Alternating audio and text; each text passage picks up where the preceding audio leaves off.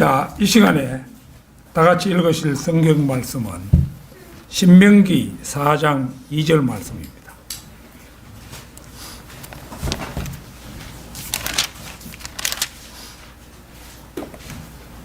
신명기 4장 2절 말씀.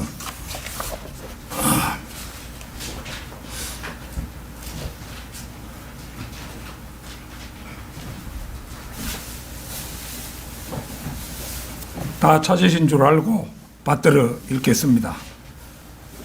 너희는 내가 너희에게 명령한 그 말씀에 더하지도 말고 거기에서 빼지도 말고 내가 너희에게 명령하는 주 너희 하나님의 계명들을 지킬지니라. 이제 성경을 변개하지 마라라는 세 말씀 가운데 맨 첫 번째 파수꾼에 해당하는 말씀이죠. 그래서 이번 시간에 드릴 말씀의 제목은 왜 바른 성경이어야만 하는가, 이런 제목으로 말씀을 드리겠습니다. 성경 변개의 역사는 여러분도 잘 아시다시피 어제 오늘의 일이 아닙니다. 하나님의 말씀을 잘못 옮긴 예는 창세기 3장에서 이브의 말을 통해서 이미 시작되었음을 성경에서 직접 확인해 볼 수가 있습니다. 먼저 창세기 2장 16절 17절 찾겠습니다. 창세기 2장 16절 17절 말씀입니다.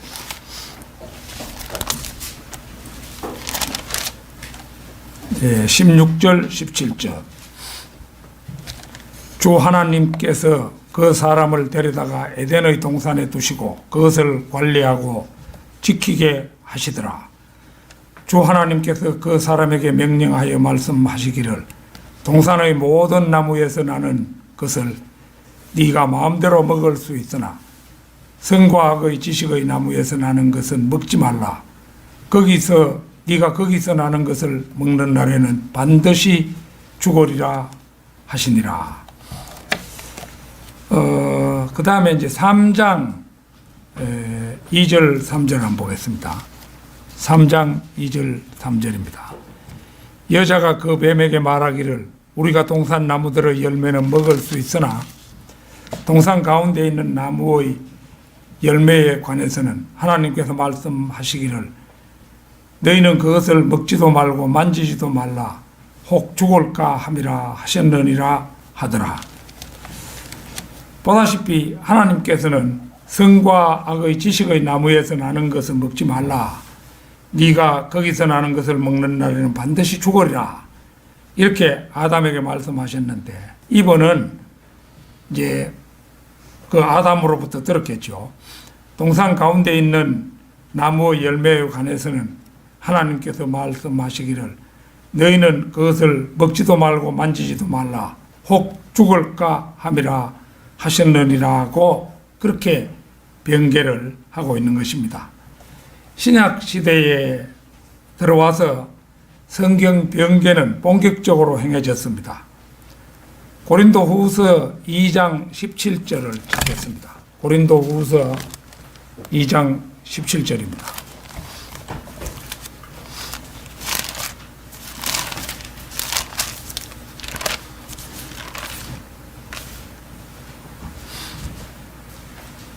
우리는 하나님의 말씀을 변개시킴으로써 이익을 취하는 여러 사람들과 같지 않고 오직 성실함으로써 또 하나님께로부터 난 자로서 하나님 앞에서와 그리스도 안에서 말하노라.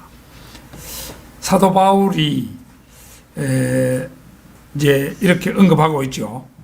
그 다음에 이제 갈라디아서 1장 7절에서도 성경 변개에 대해서 언급을 합니다. 고린도후서 뒤에가 갈라디아서지요. 한번 보겠습니다. 갈라디아서 1장 7절입니다.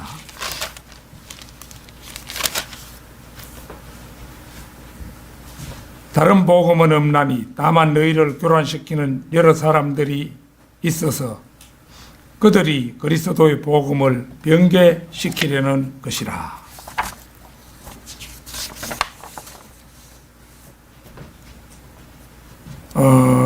여기에 이제 성경 변개에 대한 것이 나오고 있죠. 신약 성경에 국한한다 하더라도 이제 성경 변개는 1900년 이상의 뿌리 깊은 역사를 가지고 있음을 알 수가 있습니다. 모든 성경 변개의 원인에는 마귀가 자신의 하수인들인 거짓 종들을 시켜서 성경 변개를 꾀하기 때문입니다.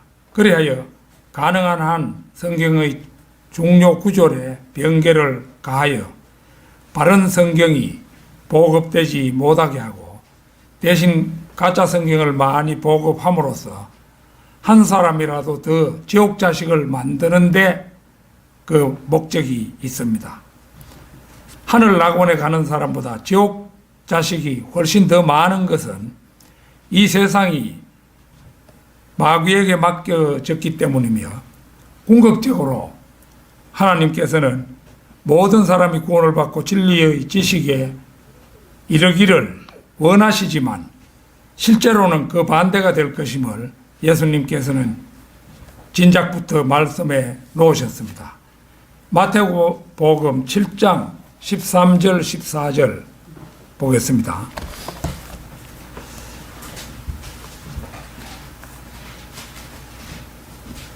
너희는 좁은 문으로 들어가라. 이는 멸망으로 인도하는 문은 넓고 그 길이 광대하여 그리로 들어가는 사람이 많으나 생명으로 인도하는 문은 좁고 그 길이 협소하여 그것을 찾는 자가 적음이니라. 이렇게 이제 예수님께서는 진작부터 예언을 해 놓으셨어요. 그런데 사람들은 이 말씀을 제대로 깨닫는 사람이 드물지요. 우리 큰 처남도 그 대구에서 그 제법 큰 교회 나가는데 뭐 한 성도가 3천 몇백 명이 되는가 봐요. 제법 성도들이 나오는 교회인데 그 3천 몇백 명이 나오는 교회다 이러면 그건 이미 수로 볼 때 가짜인 거예요. 만약에 그것이 진짜라면은 그 교회가 진짜 하나님의 교회일 수 있다면은 생명으로 인도하는 문은 넓고 그 길이 광대하여 그것을 찾는 자가 많음이니라 이렇게 돼야 되죠. 그렇죠? 그런데 이게 예수님 말씀은 생명으로 인도하는 문은 좁고 그 길이 협소하여 그것을 찾는 자가 적음이니라 분명하게 얘기하고 있는 거예요. 그게 이제 뭐 인구가 많이 증가했으니까 뭐 그런 것도 있지 않겠나 하겠지만은 하나님의 말씀은 영원 불변한 진리잖아요. 그러니까 이거 수많은 사람이 그 하나님의 백성이 된 시대는 필라델피아 교회 시대 뿐이었어요. 미국이나 저 유럽 같은 데서 필라델피아 교회 시대가 있어서 특히 미국에서는 그 시기에 감옥이 텅텅 비고 거의 모든 사람이 다 믿는 사람이었던 그런 시대가 필라델피아 교회 시대였죠. 그 시대를 제외하고는 항상 소수가 하나님을 믿는 그런 쪽에 해당되었습니다. 자, 그러면 왜 바른 성경이어야 하는가? 첫째는 진리를 알고 자유롭게 되기 위해서입니다. 요한복음 8장 32절을 찾겠습니다. 요한복음 8장 32절.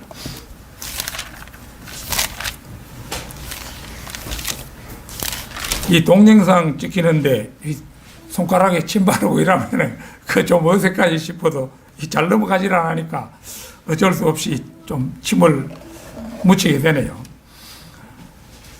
자, 8장 32절. 진리를 알게 되리니 그 진리가 너희를 자유롭게 하리라 고 하시더라.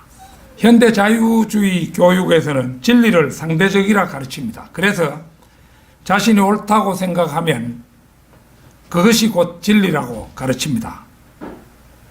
그런데 이 말씀에서 실제는 그 진리의 바른 의미가 예수 그리스도이십니다. 그러니까 그 진리가 너희를 자유롭게 하리라고 하시더라는 말씀은 곧 하나님의 아들인 내가 너희를 자유롭게 하리라는 의미입니다. 이걸 어디에서 힌트를 얻을 수 있느냐 하면은 36절 보십시오. 꼭에 바로 뒤에 36절. 그에 보면은 그러므로 만일 아들이 너희를 자유롭게 하면 참으로 너희가 자유롭게 되리라. 요걸 통해서 우리가 진리라는 것이 곧 예수님인 것을 알 수가 있는 것입니다. 따라서 예수 그리스도를 알면은 자유롭게 됩니다. 우리가 주 예수 그리스도를 영접하고 구원받은 뒤에는 과거보다 옳은 일을 할 수 있는 자유를 훨씬 더 많이 소유하게 되었습니다. 우리가 구원받기 전에는 옳지 않은 일을 하지 않으려고 아무리 애를 써도 그럴 수 있는 자유가 별로 없었습니다. 그러나 우리가 예수 그리스도를 영접하고 구원받은 지금은 어떤 것들로부터 우리가 자유롭게 되었습니까? 우리는 지난날 그 누구로부터도 장래에 대해 어떠한 보장도 받지 못하고 있었기 때문에 언젠가 다가올 죽음을 생각하면 늘 불안하고 초조했습니다. 저 자신도 이제 2006년 가을에 이제 저에게 당뇨병이 있다는 것을 안 순간에 참으로 깜짝 놀랐어요. 아, 죽음이 나에게도 이제 가까이 왔구나. 어서 진리를 알아야 되는데 진리를 모르고 죽으면은 지옥에 간다는데 그걸 생각하니까 너무도 두려운 거예요. 그래서 길을 가면서도 그 기도를 하고 또 밤에 방에 앉아서도 기도하고 누워서도 잠들기 전에 기도하고 이렇게 진리의 길로 저를 인도해 달라고 기도했어요. 그래 가지고 이제 진정으로 성경대로 믿는 사람이 되는 계기가 되었었는데 이제 그 당시로는 우리가 장차 어떻게 될 것인지를 몰랐기 때문에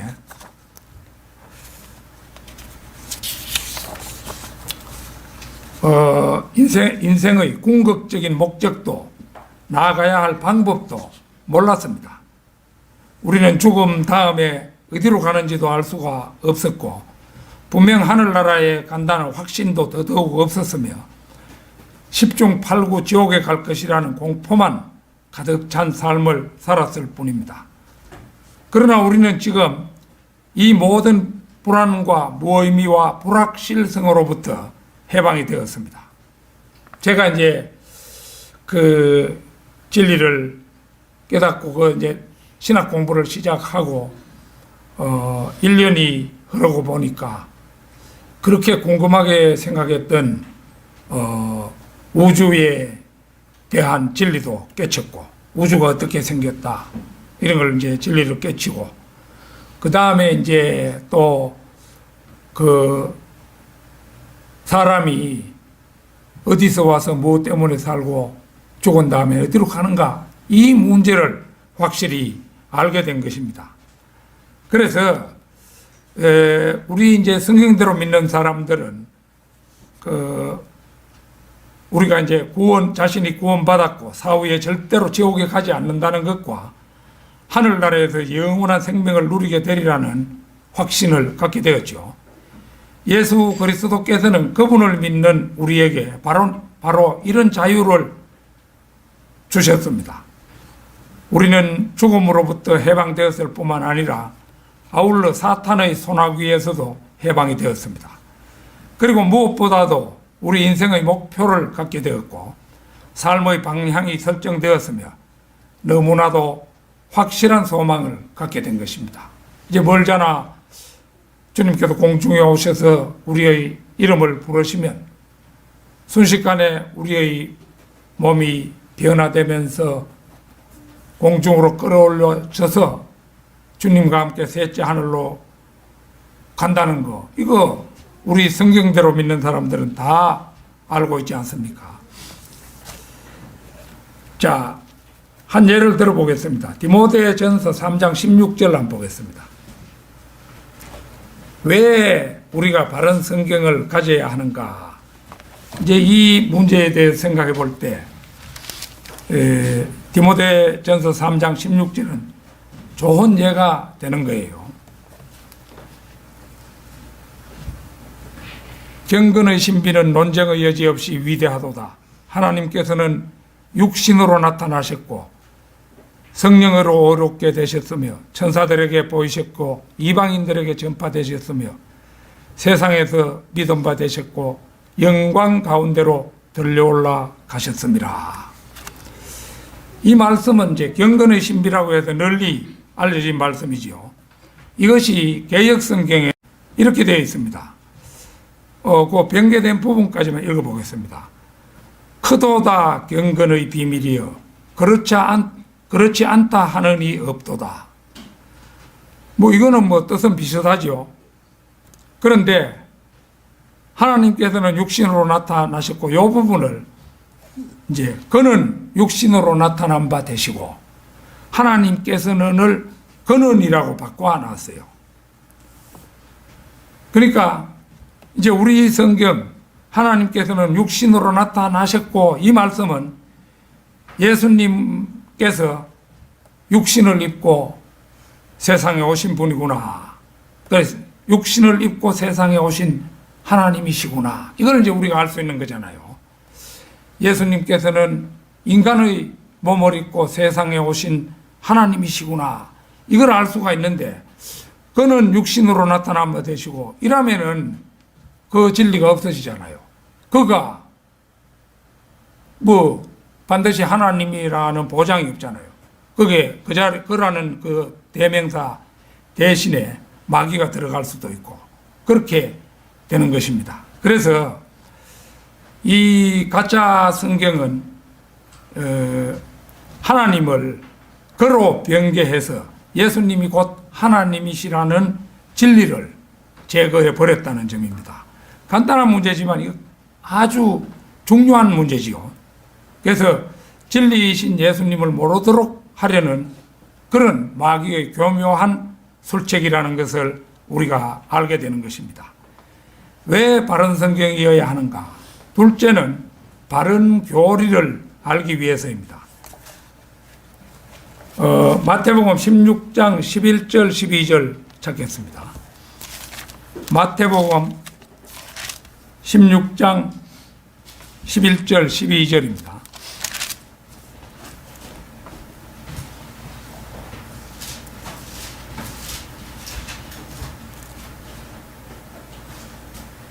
너희는 내가 너희들에게 빵에 관하여 말한 것이 아니고 바리새인들과 사두개인들의 누룩을 조심하라는 것임을 어찌하여 깨닫지 못하느냐고 하시니 그때서야 그들은 주께서 빵의 누룩을 조심하라고 말씀하신 것이 아니라 바리새인들과 사두개인들의 교리를 조심하라 하신 것임을 깨닫더라. 이 말씀을 이제 우리가 보면은 누룩이라는 것이 거짓 교리를 말한다는 것을 알 수가 있죠. 누룩의 특성은 적은 양으로 많은 반죽을 부풀게 한다는 것입니다.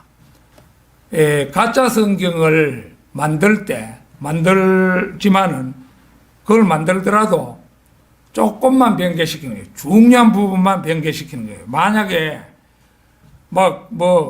대부분을 다 변개시켜 놓으면은 금방 알겠죠. 이거 가짜 성경이구나. 이렇게 아는데 이걸 모르도록 조금만 변개시키는 겁니다. 그 조금만 변개시키는데 이 거짓 교리는 누룩과도 같아서 이 조금만 섞어도 온 반죽이 부풀어 오르듯이 효과가 나타난다는 것이요. 마귀가 그것을 알고 있는 겁니다. 우리가 개신교 신자들을 만나보면 그들이 가진 개역 성경에 대해 아주 관대한 신뢰를 가지고 있음을 목격할 수 있습니다. 예컨대 마가복음 9장에서 그들이 가진 성경에는 46절과 48절이 삭제되어 있음을 거기에 보면 이제 없음이라고 되어 있죠. 그래서 그 46절 48절이 삭제된 것을 볼 수 있는데 한글 킹 제임스 성경에는 44절과 같은 말씀이 46절, 48절에도 들어있다고 하면 이에 대해서 그들은 46절과 48절이 각각 동일하니 동일한 말씀 중에 두 곳을 삭제했다 한들 전체적으로는 의미가 다를 것이 없느냐고 이렇게 반문을 하는 것입니다. 그런데 이러한 그들의 관대함은 도저히 용서받을 수 없는 불경을 저지르는 일임을 그들은 관가하고 있다는 사실입니다. 여러분도 잘 아시다시피 마가복음 9장 44절에서 49절까지는 말씀이시면서 전능한 하나님이신 예수님께서 직접 지옥의 무서움을 강조하시면서 사람은 그 누구라도 그 무서운 곳에 가서는 안 된다고 간곡히 타이르시는 부분인데 같은 말은 두 번을 삭제해도 전체 뜻은 통하니까 이해하는데 별 지장이 없다. 이런 그 관대한 생각은 곧 자신들이 믿는 믿음의 대상인 예수님을 한 번만 말해도 될 것을 세 번이나 되풀이하는 수다스러운 분으로 만들고 있음을 알 수가 있죠. 이 얼마나 무지막지하며 후일 백보자 심판에서 심판주이신 그분의 진노를 살 일입니까? 더구나 개역성경은 신약성경만 해도 2200여 군데나 삭제하여 말씀이신 그분의 얼굴을 거의 몰라보도록 망가지게 해놓고도 자기들의 불경을 미처 깨닫지도 못하고 있으니까 가히 그들의 신앙이란 실로 악인의 전기질이 아닐 수 없는 것입니다. 한 예를 들어보겠습니다. 개역성경에는 거기 욥기 19장 26절 한번 찾으시기 바랍니다. 욥기 19장 26절.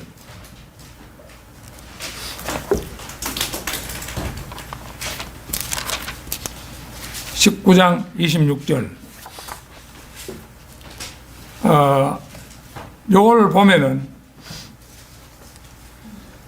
내 피부의 벌레들이 이 몸을 멸한 뒤에라도 내가 내 몸을 입고 하나님을 보리라.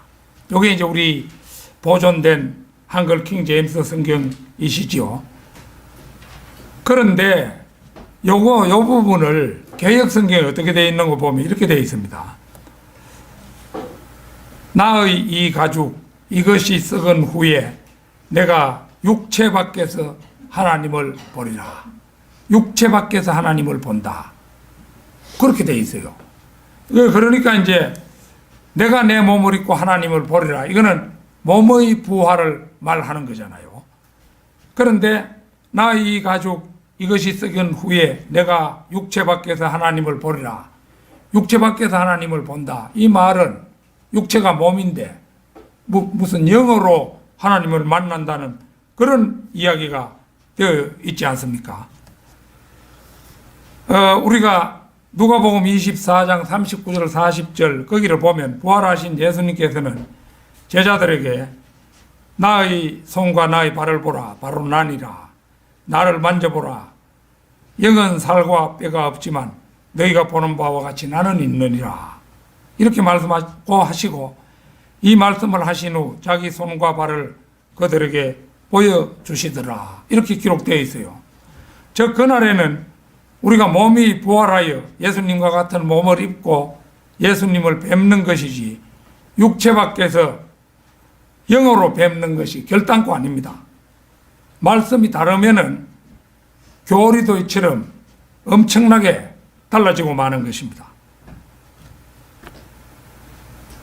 육체 밖에서 하나님을 보리라. 이것과 내가 내 몸을 입고 하나님을 보리라. 이거 하늘과 땅 차이죠. 그래서 바른 교리는 변개된 성경에서는 결코 나올 수가 없습니다. 오직 바른 성경에서만 바른 신앙의 체계가 나올 수 있는 것입니다. 왜 바른 성경이어야만 하는가? 셋째는 바른 믿음을 위해서입니다. 바른 성경에서 바른 교리가 나오며 바른 교리에서 바른 믿음이 생기는 것은 불을 보듯 분명한 사실입니다. 바른 믿음을 가지려면 우선 폭류적, 은유적 해석을 버리고 성경을 말씀 그대로 문자적으로 받아들이는 것이 중요합니다. 시편 12편 7절에서 그거 한번 찾아보겠습니다. 시편 12편 7절. 우리가 자주 보는 말씀인데요.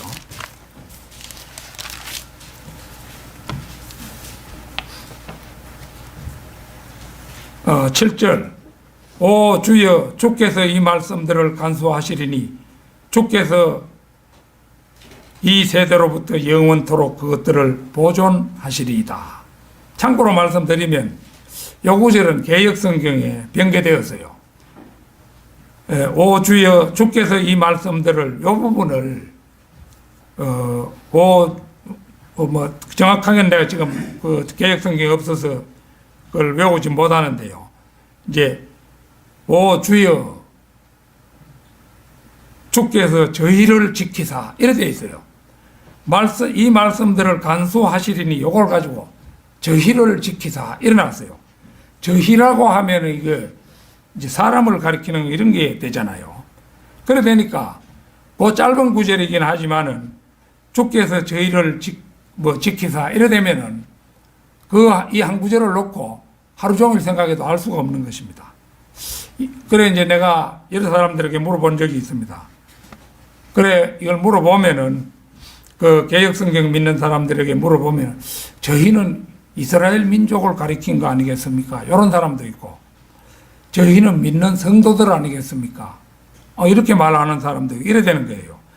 그런데 우리 성경은 실명사인 주께서 이 말씀들을 이렇게 실명사로 바꿔 놓음으로 해서 이게 정확하게 번역함으로 해서 여기에 착오가 있을 수가 없게 되어 있죠. 그래서 오 주여, 주께서 이 말씀들을 간수하시리니 주께서 이 세대로부터 영원토록 그것들을 보존하시리이다. 이렇게 확고하게 말씀 보존의 의지를 천명하고 계시죠. 중요한 것은 바른 믿음을 위해서는 이 사실을 가감없이 받아들여야 한다는 점입니다. 몇 년 전에 저는 모 대학의 저명한 교수이자 개신교단에 속하는 서울 어느 큰 교회의 장로 한 분과, 이 장로는 실제 충형교회에 가는 데인데 그 식사를 하면서 성경에 대한 이야기를 나눠본 적이 있습니다. 일반적으로 이제 개신교회 특히 장로교회에서 장로라고 하면은 대단한 믿음의 소유자로 자타가 인정하고 있잖아요. 그래서 이 사람의 신앙이 어느 정도인가 한번 떠보고 싶었어요. 그래서 내가 이 성경 이야기를 꺼내가지고 물어보고 했지만은 제가 그날 알게 된 그의 믿음은 결코 그렇지가 못했습니다. 솔직히 말해 저는 무척이나 놀랐다고 하는 편이 옳은 것 같습니다. 예컨대 그 창세기에서 아브라함과 이삭과 야곱의 3대에 걸친 서사적 이야기를 그는 역사적 사실로 받아들이지 않는다고 했습니다. 그러면 뭐냐 이러니까 우리는 이제 소박하게 아브라함의 아들이 이삭이고 이삭이 또 야곱과 에서를 낳고 이런 거 사실 그대로 믿잖아요. 이 사람은 이상하게 믿는 거예요. 그는 뭐냐 하면은 아주 고상하고 지적인 그런 이제 방법으로 믿고 있었는데 그게 뭐냐 하면은 3대에 이르는 족보가 사실이 아니고 어디까지나 다른 족속이었는데 아브라함 설화, 이삭 설화, 야곱 설화 이래서 각각 다른 지역에 이제 있었던 이야기인데 각각 별개의 것으로 존재하던 것을 창세기의 그 저자가 하나의 족보로 짜맞춘 것이다. 이렇게 말하는 거예요. 얼굴색도 하나 안 변하고. 만약 그의 말대로 성경이 정말로 그런 것이라면 그것은 결코 하나님께서 쓰시고 보존하신 것이 될 수가 없으며 하늘과 땅은 없어져도 내 말들은 없어지지 아니하라는 그런 엄정한 말씀은 될 수가 없을 것입니다. 그는 아마도 성경대로 믿는 우리가 믿고 있는 지옥을 결코 믿을 수가 없었을 것입니다. 그는 아마도 성경대로 믿는 우리가 믿고 있는 지옥을 이제 사실로 믿지 않겠지요. 누가복음 16장의 나사로와 부자에 얽힌 지옥 이야기를 이건 지어낸 이야기다 이렇게 하겠지요. 우리는 예수님께서 실화를 우리에게 소개했다 이렇게 알고 있잖아요. 왜 그러냐? 부자는 이름이 안 나오지만 나사로라는 거지는 이름이 나오잖아요.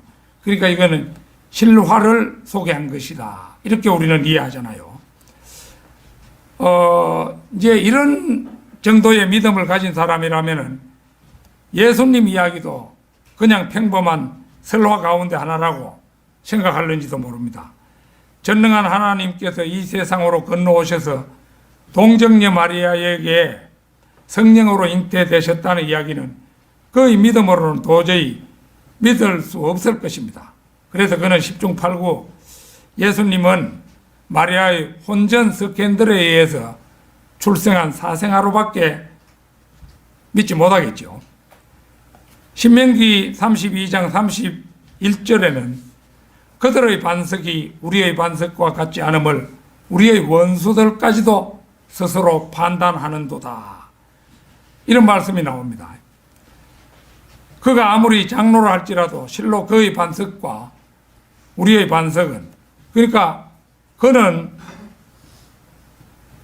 하나님으로 가장한 그러니까 예수님으로 가장한 마귀를 믿는 데 비해서 우리는 진짜 예수님을 믿는 것이 되죠. 그러니까 반석은 예수님인데 그의 반석과 우리가 믿는 반석은 현재의 다르다고밖에 할 수가 없지요.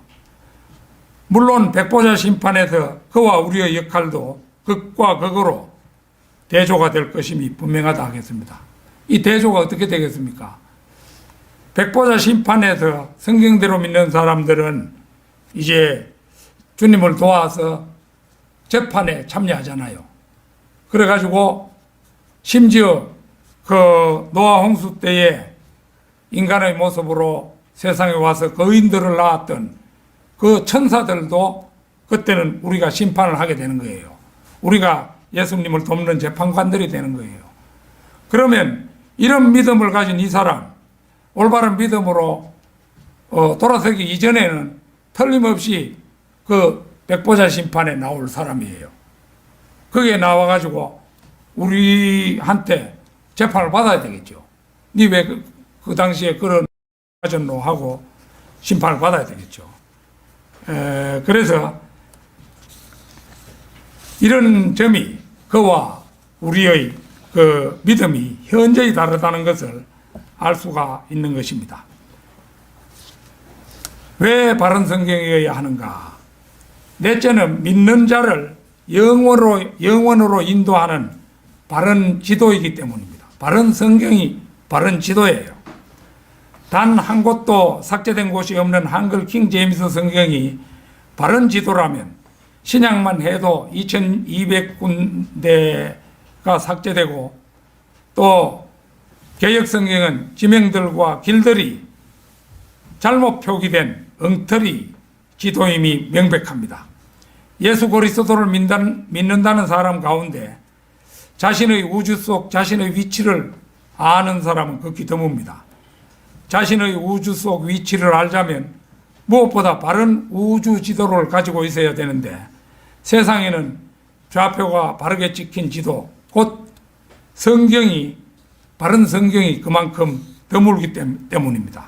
그리고 이들의 눈을 띄워주시지 않기 때문에 우자다가 궁금해서 그 성경은 어떻게 되어 있노 이래가지고 킹 제임스 성경을 구분했더라도 진짜 하나님의 말씀인 것을 분간하지 못하는 거예요. 내가 전에 우리가 이 성경대로 믿는 사람이 되기 전에 천안에 있는 그 감리교회에 잠시 적을 둔 적이 있었는데 이 사람 킹 제임스 성경 가지고 있어요. 성경을 여러 가지 가지고 있어요. 그래가지고 이제 자기가 설교 준비할 때면 이것은 어떻게 돼 있노? 또 저것은 어떻게 돼 있노? 이거는 이제 자기가 펼쳐보는 거예요. 그러니까 이제 자기 생각에 제일 합당한 것이 바른 말씀이라고 생각하는 거예요. 그러니까 하나님의 보존된 말씀을 두고 자기가 어느 것이 진짜냐 이걸 판단하는 그런 사람이 되어 있으니까 이 사람의 신앙은 올바른 것이 못 되죠. 예수 그리스도를 믿는다는 사람 가운데 자신의 우주 속 자신의 위치를 아는 사람이 아주 드문데 그 우주지도 형성에 요긴한 사물 가운데 한 가지가 기품입니다. 이 기품에 대한 이해가 깊으면 깊을수록 성경의 적지 않은 난해 구절들이 쉽게 풀린다는 사실은 제가 말씀드린 바 있었죠. 단도직입적으로 말해서 기품은 물들입니다. 자, 한 번 더 보겠습니다. 창세기 1장 6, 7절 말씀. 창세기 1장 6, 7절 말씀. 하나님께서 말씀하시기를 물들 가운데 창공이 있어라. 창공으로 물들에서 물들을 나누게 하라. 여기에서 기품은 물들이죠. 하나님께서 창공을 만드시고 창공 위에 있는 물들에서 창공 아래에 있는 물들을 나누시니 그대로 되리라. 요 창공 위에 있는 물들이 이게 기품이잖아요. 실제 이제 창공 아래에 있는 물도 실제 이것은 내가 전에 조성규 형제한테 물어본 적이 있었는데 이게 지구의 물을 말하는 겁니까? 무슨 물을 말하는 겁니까? 그런데 그 성경의 그림을 보면은 우주의 위와 아래의 물을 표기해 놨어요. 그러니까 창공 아래의 물이라고 했으니까 물론 바다도 생각하면 그렇게 되긴 하지만은 이제 저 남쪽 끝에도 거대한 물덩이가 있는 거예요. 그 물덩이를 가리킨다. 정확하게는 그렇게 생각이 됩니다. 그분이 그때 그렇게 내게 알려준 그런 일이 기억이 납니다. 그래서 물들이 기품인데 그러니까 기품 속에 그 거대한 우주 공간이 하나님의 명령에 의해서 만들어지고 그 공간의 중심에 있는 물들 속에 침몰해 있던 지구를 이제 우주 가운데 허공에 띄우셨음을 이 구절은 말해주고 있죠. 따라서 현재 우주를 담은 용기는 다름 아닌 처음의 세상을 심판했던 기품임을 알 수가 있는 것입니다. 우주 지도에서 또 하나 빼놓을 수 없는 요소는 세계의 하늘에 대한 정의입니다. 그래서 이게 고린도후서 12장 2절 한번 펴겠습니다. 고린도후서 12장 2절.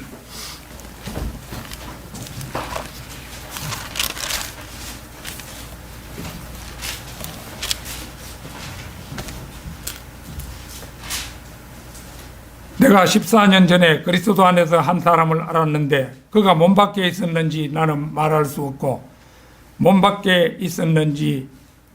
그가 몸 안에 있었는지 나는 말할 수 없고 몸 밖에 있었는지 나는 말할 수 없지만 하나님께서는 아시느니라. 그 사람이 셋째 하늘로 끌려 올라갔느니라. 여기에 그 셋째 하늘이 등장하잖아요. 셋째 하늘이 등장한다는 것은 둘째 하늘과 첫째 하늘이 있다는 증거잖아요. 하늘이 하나뿐인데 셋째 하늘 이랬으면 그건 이상한 표현이잖아요. 셋째 하늘이라고 표기한 것은 첫째 하늘과 둘째 하늘이 있다는 증거지요.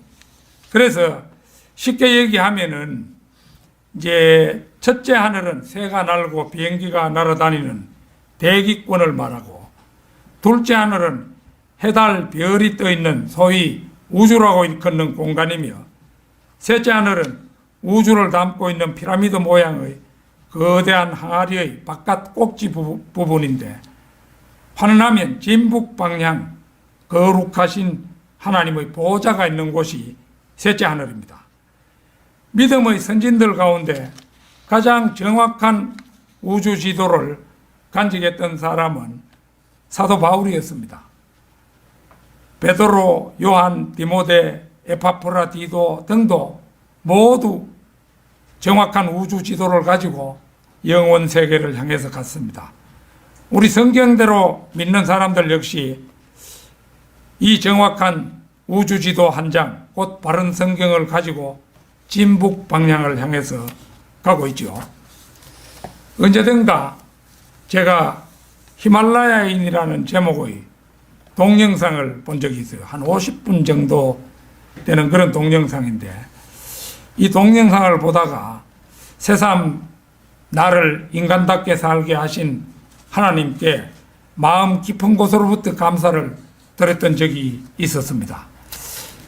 이 히말라야 그 고산족은 창파족이라 불리는 그 부족이었는데 몽골 계통 유목민이었습니다. 야크와 염소들을 주로 길러서 생활하면서 해발 5,000m 가까운 척박한 히말라야를 생활 터전으로 삼아 살아가는 사람들이었습니다. 티베트 불교를 신봉하는 그들의 삶 곳곳에는 우상 숭배의 전통이 너무 짙게 드리워져 있었습니다. 내가 그 몽골에 가보니까 가장 큰 불상이 있는 절을 방문했는데 건물이 5층인가 뭐 얼마로 이래 높다하게 되어 있는데 그 이제 부처 하나가 들어있는 거예요.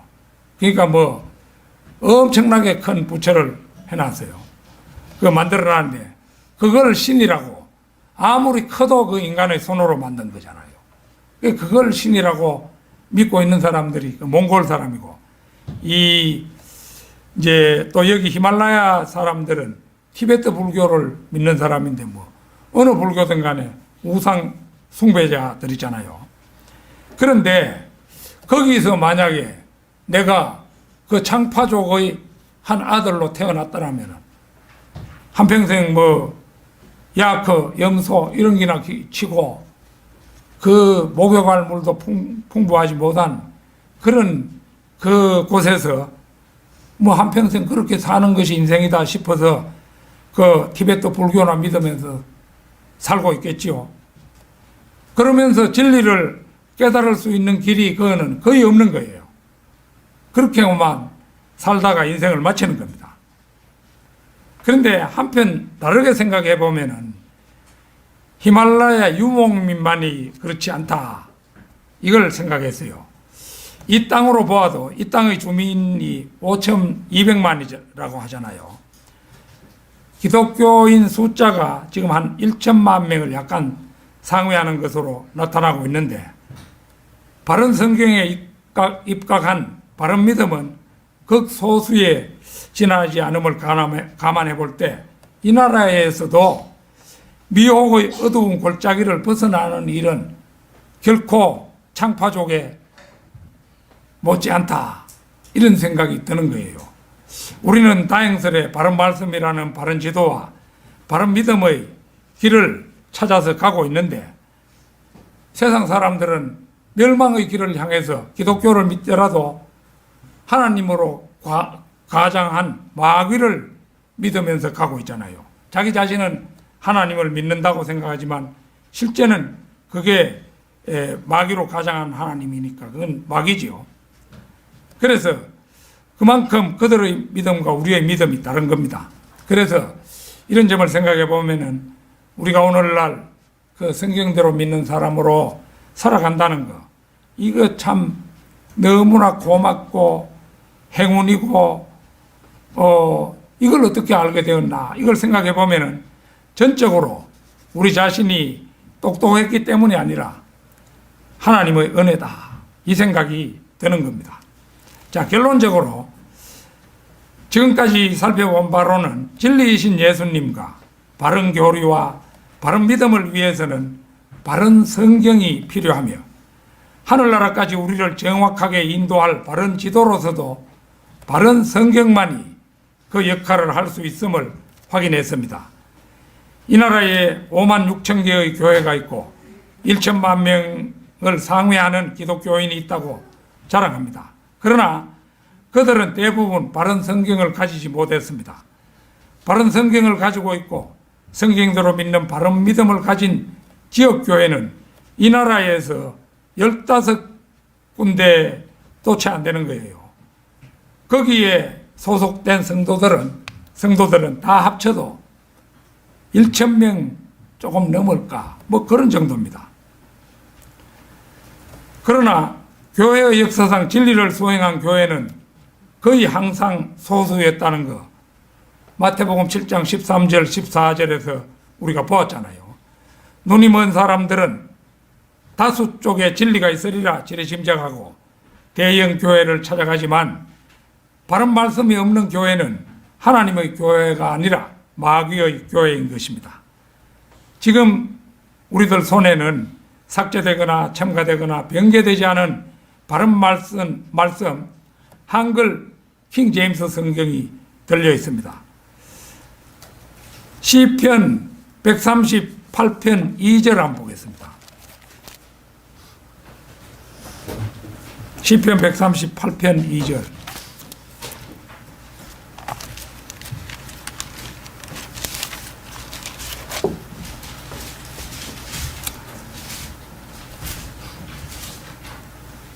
내가 주의 거룩한 전을 향하여 경배하고 주의 자애하심과 주의 진리를 인하여 주의 이름을 찬양하리니.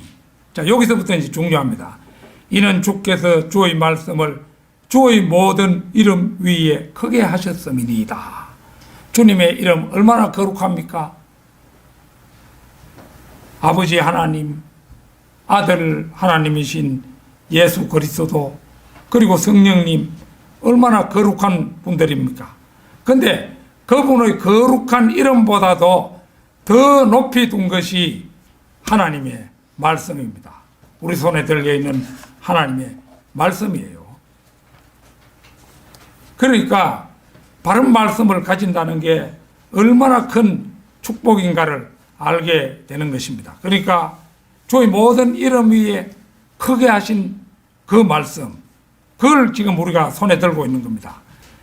이 성경 첫 장에서 마지막 장까지 말씀을 모두 하나님의 말씀으로 받고 믿는 우리 모두가 되며 주님 오시는 그날까지 이 복된 대열에서 이탈하지 않는 우리 모두가 되기를 바람하지 않습니다. 다 같이 기도드리겠습니다.